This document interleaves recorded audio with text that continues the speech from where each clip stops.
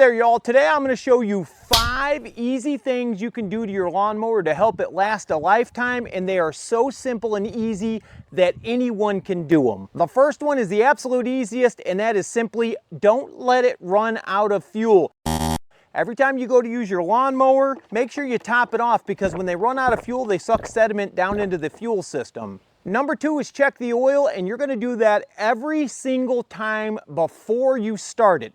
Put it on a flat surface. You got to locate your dipstick. Every lawnmower is different. This is a Power Smart. Mine is right here.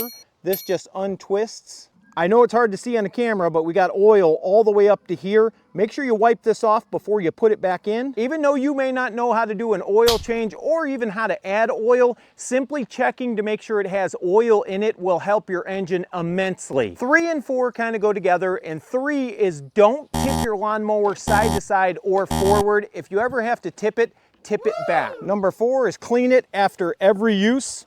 Lean it back, get yourself a board to hold it up, then grab a hose and spray off underneath there.